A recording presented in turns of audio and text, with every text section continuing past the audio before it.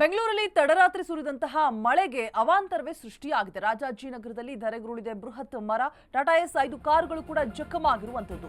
Bike ಸಂಪೂರ್ಣವಾಗಿ ಜಖಮಾಗಿದೆ. ಧಾರಾಕಾರ ಮಳೆಗೆ ಮರ ಬಿದ್ದು 2 ಮನೆಗಳಿಗೂ ಕೂಡ ಹಾನಿಯಾಗಿರುವಂತದ್ದು.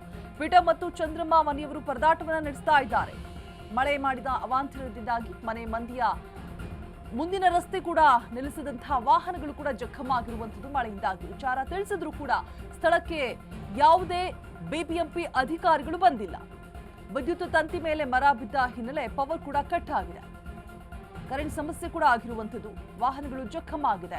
ಜನರು ಪರದಾಟವನ್ನು ನಡೆಸ್ತಾ ಇದ್ದಾರೆ. ರಾಜಾಜಿನಗರದಲ್ಲಿ ಮಳೆಯಿಂದ ಆಗಿರುವಂತಹ ಅವಾಂತರಗಳು. ತಡರಾತ್ರಿ ಧಾರಾಕಾರ ಮಳೆಗೆ ರಾಜಾಜಿನಗರದಲ್ಲಿ 5 ಕಾರಿನ ಮೇಲೆ ಬೃಹತ್ ಮರ ಉರುಳಿದೆ. ಟಾಟಾ ಎಸ್ ಬೈಕ್ಗಳೆಲ್ಲವೂ ಕೂಡ ಜಖಮಾಗಿರುವಂತದ್ದು. ಜನರು ಪರದಾಟವನ್ನು ನಡೆಸ್ತಾ ಇದ್ದಾರೆ. ಹಾಗೆ ವಿದ್ಯುತ್ ಸಂಪರ್ಕ ಕೂಡ ಕಡಿತಗೊಂಡಿರುವಂತದ್ದು. ಕರೆಂಟ್ ಇಲ್ಲದೆ ಜನರು ಪರದಾಟ ನಡೆಸ್ತಾ ಇದ್ದಾರೆ. ರಸ್ತೆ ಯಾವುದು, ಗುಂಡಿ ಯಾವುದು ಗೊತ್ತಾಗ್ತಾ ಇಲ್ಲ, ಅಷ್ಟು ನೀರು ತುಂಬಿಕೊಂಡು ಹೋಗಿದೆ. ಬೆಂಗಳೂರಿನಲ್ಲಿ ಸುರಿದಂತಹ ತಡರಾತ್ರಿ ಮಳೆಯಿಂದಾಗಿ ಆಗಿರುವಂತಹ ಅವಾಂತರಗಳು. ರಾಜಾಜಿನಗರಲ್ಲಿ ಬೃಹತ್ ಮರಗಳು ಧರೆಗುರುಳಿದೆ. 5 ಕಾರುಗಳು 3 ಬೈಕ್ ಸಂಪೂರ್ಣವಾಗಿ ಜಖಮಾಗಿರುವಂತಹ ದೃಶ್ಯಗಳನ್ನು ನೀವು ದೃಶ್ಯಾವಳಿಗಳಲ್ಲಿ ಗಮನಿಸ್ತಾ ಇದ್ದೀರಾ. ರೋಡ್ ಫುಲ್ ನದಿಯಂತೆ ಆಗಿದೆ. ರೋಡ್ ಯಾವುದು, ಗುಂಡಿಗಳೆಲ್ಲಿದೆ ಒಂದೂ ಕೂಡ ಗೊತ್ತಾಗ್ತಾ ಇಲ್ಲ.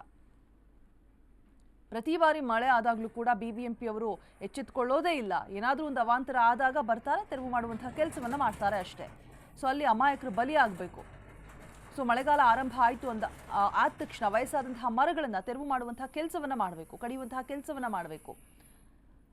ಅದು ಯಾವುದು ಕೂಡ ಆಗ್ತಾ ಇಲ್ಲ. ನೋಡಿ, 5 ಬೈಕ್ಗಳು, ಟಾಟಾ ಎಸ್ ವಾಹನ ಎಲ್ಲವೂ ಕೂಡ ಜಖಮಾಗಿರುವಂತಹ ದೃಶ್ಯಗಳನ್ನು ನೀವು ಗಮನಿಸ್ತಾ ಇದ್ದೀರಾ. ಜನರು ಪರದಾಟವನ್ನು ನಡೆಸ್ತಾ ಇದ್ದಾರೆ. ಈ ಲಾಸ್ ಅನ್ನು ತುಂಬಿಕೊಡೋದು ಯಾರು?